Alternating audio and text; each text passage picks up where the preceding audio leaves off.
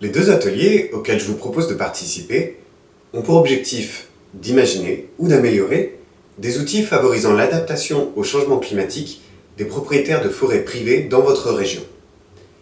Ce sont des ateliers vraiment innovants, pour le milieu de la foresterie comme pour celui de la recherche, parce qu'en fait, ils vont partir de vos expériences personnelles et professionnelles pour aboutir à un outil informatisé d'aide à la décision.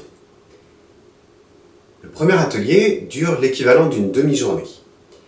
C'est grâce à la méthode Hardy qu'il va nous permettre de créer ensemble un schéma qui présente les acteurs, les ressources, les dynamiques et les interactions qui sont à vos yeux incontournables pour l'adaptation de la foresterie privée au changement climatique. Pour vous montrer à quoi peut ressembler un schéma Hardy, en voici un exemple très simplifié, issu d'une série d'ateliers en agronomie. Il a été conçu par des professionnels de la production de pommes pour explorer comment mettre en place des outils de lutte biologique.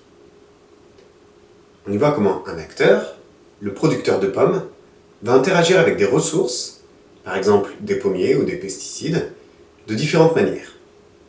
Donc dans notre cas, on va faire la même chose, mais bien entendu, en parlant de la gestion forestière dans votre région.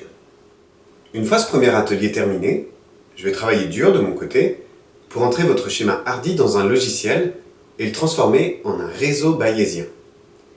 Pour celles et ceux qui découvrent ce terme pour la première fois, un réseau bayésien, c'est à nouveau un schéma qui relie différentes variables entre elles.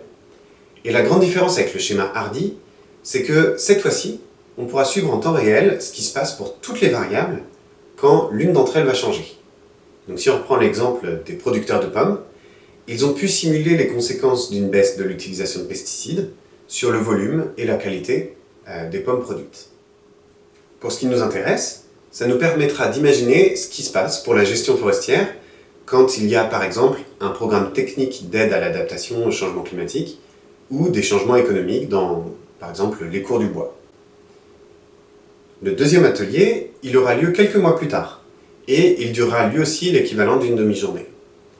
Son objectif, ce sera de jouer, de manipuler ce réseau bayésien tiré du premier atelier pour faire en sorte que tout ça reflète bien le fonctionnement de la foresterie tel que vous le connaissez. Concrètement, nous ferons des mises en situation, comme par exemple, je vous demanderai, à votre avis, si un propriétaire de forêt dans votre région subissait 2 années de suite des attaques de parasites, eh bien, quel serait le risque qu'il abandonne la gestion de ses boisés? Au bout du compte, vous aurez contribué à créer un outil informatisé, le réseau bayésien, qui part des connaissances de terrain que vous incarnez et qui permettra d'identifier les freins et les leviers à prendre en compte pour accompagner du mieux possible et très largement les propriétaires de forêts privées de votre région pour faire face au changement climatique.